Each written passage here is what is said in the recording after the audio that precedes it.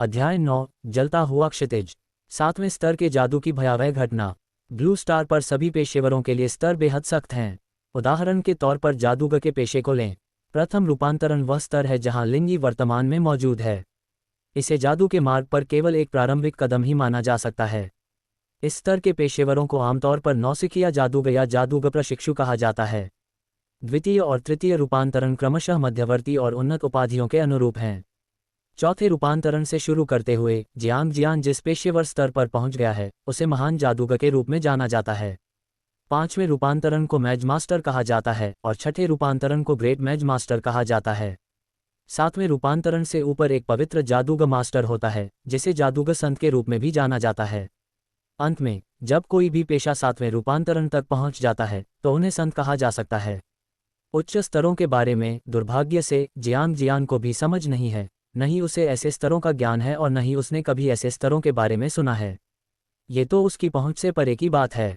वांग दाहाई ने घबराकर पूछा, तो श्रीमान जियांग, क्या आप ये कह रहे हैं कि इस समय हमारे जियांगचेंग क्षेत्र में एक छठे रूपांतरण का महान जादूगर आ रहा है? पेशेवर स्तर पर पदोन्नति के लिए आवश्यक शर्तों में से एक ये है कि कम से कम एक कौशल संबंधित स्तर तक पहुंच जाए। इस प्रकार आमतौर पर सक्षम व्यक्ति जो संबंधित स्तर के कौशल का उपयोग कर सकते हैं उन्हें आमतौर पर उसी स्तर की उन्नति प्राप्त होती है। ऐसे मामले भी होते हैं जहां निचले स्तर के लोगों में उन्नत कौशल होते हैं लेकिन वे बेहद दुर्लभ होते हैं। इसलिए tier 6 spell molten fire demon को देखकर इस निष्कर्ष का अनुमान लगभग लगाया जा सकता है। जियांग जियान ने सिर हिलाया। लगभग कुछ दशक पहले मुझे ब्लू स्टार पर स्थित सर्वोच्च जादूगर पेशेवर संघ पैंथियन में आगे की पढ़ाई के लिए जाने का सौभाग्य प्राप्त हुआ था। उस समय मेरे गुरु छठे रूपांतरण के महान जादूगर थे। तभी मैंने अपने शिक्षक को अग्नि तत्व लोक से इस लोक में एक ज्वाला दानव को बुलाते हुए देखा। जादू के इस स्तर के लिए बेहद भयानक जादुई क्षमता की आवश्यकता होती है जिसे सीखने की मेरी जीवन भर इच्छा रही है, हालांकि मुझे लगता है कि मुझे यह मौका नहीं मिलेगा। जियांग जियान के चेहरे पर थोड़ी सी निराशा झलक रही थी। उसने मन ही मन ठान लिया कि बाद में वह इस महान वरिष्ठ व्यक्ति से मिलने का कोई न कोई तरीका जरूर निकाल लेगा। यदि मुझे इस विशेषज्ञ से मार्गदर्शन प्राप्त करने का सौभाग्य मिला तो यह मेरे लिए बहुत बड़ा सम्मान होगा। ठीक है, मैं पहले सैनिकों को शिविर में वापस ले चलता हूँ। ये सब बस एक गलतफहमी थी। मुझे उम्मीद है कि वह बुजुर्ग इसे लेकर हमसे नाराज नहीं होंगे। वेई जिंग जाने की तैयारी कर रहा था, तभी वांग दाहाई ने चुपके से जियांग जियान पर एक नज़र डाली। वह वास्तव में महान जादूगर गुरु से भी मिलना चाहता था। हालांकि ठीक उसी समय जब हर कोई अपनी अपनी योजनाएं बना रहा था, विलाप वन की गहराई से एक अविश्वसनीय रूप से विशाल और भयानक जादुई शक्ति का विस्फोट हुआ। एक जादूगर होने के नाते जियांग जियान स्वाभाविक रूप से जादू के उतार चढ़ाव के प्रति सबसे अधिक संवेदनशील था। इस जादुई अनुभूति के ठीक अगले ही क्षण उसके चेहरे के भाव एकदम बदल गए और पसीना बारिश की तरह बहने लगा, क्योंकि उन्हें अपने क्षेत्र के ऊपर तेजी से एकत्रित हो रही एक अग्नि तत्व की आभा का एहसास हुआ जो पिघले हुए अग्नि दानव से भी कहीं अधिक भयावह थी। जियांग जियान ने अचानक आकाश की ओर देखा। समय ढलने ही वाला था। कुछ क्षण पहले ही सूर्य पश्चिमी पहाड़ों के पीछे डूब गया था।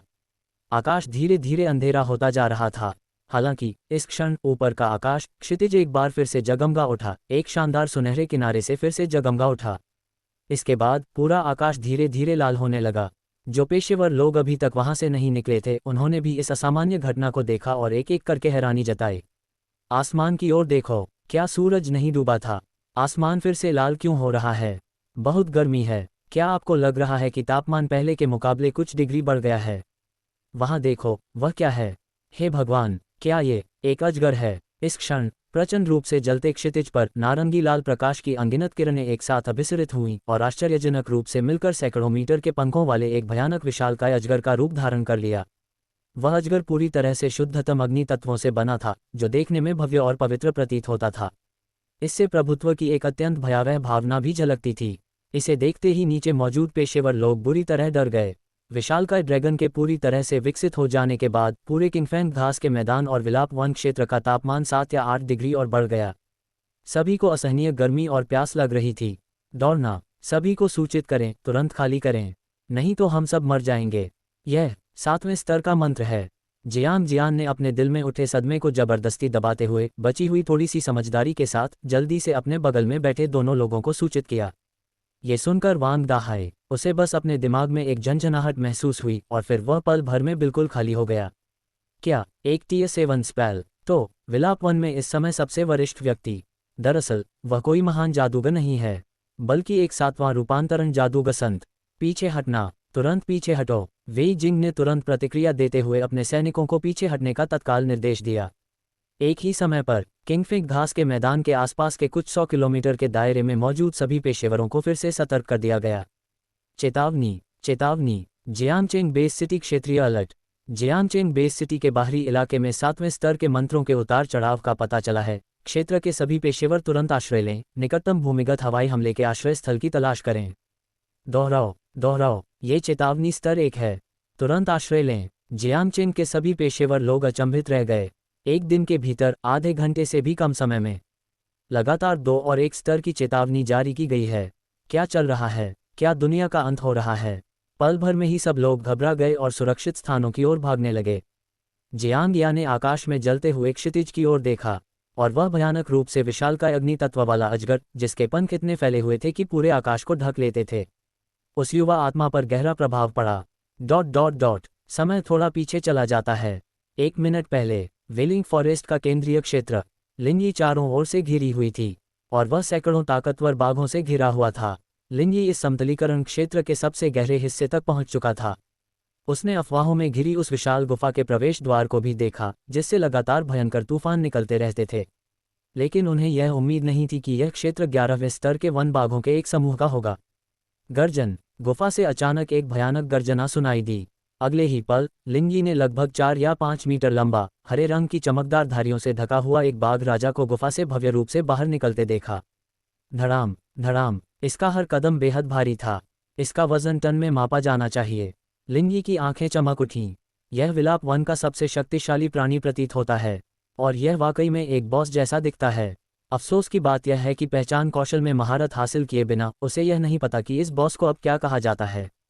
स्विश। लिंजी को अपनी आंखों के सामने बस एक धुंधलापन सा महसूस हुआ, और अगले ही पल उसने देखा कि टाइगर किंग ने अचानक अपना दाहिना पंजा घुमाया।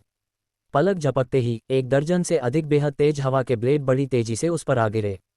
लिंजी पर मौजूद मैग्मा शील्ड पल भर में 1000 से अधिक अंक गिर गई। वाह, कितना जोरदार हमला!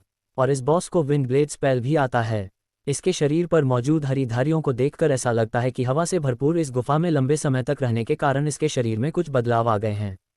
टाइगर किंग की आंखों में मानवीय गुणों से भरपूर अत्यधिक सदमे की एक झलक दिखाई दी। वह मनुष्य के बगल में मौजूद विशालकाय प्राणी से बहुत सावधान था, लेकिन इसने मनुष्य को खतरा नहीं माना। उसके विचार में कुछ पवन किरणों को सीधे ही इंसान के टुकड़े टुकड़े कर देने चाहिए थे। लिंजी के होंठों पर हल्की सी मुस्कान आ गई। अच्छा हुआ, आखिरकार थोड़ी ताकत वाला मिल ही गया। अब तुम पर अपना नया जादू आजमाने का समय आ गया है।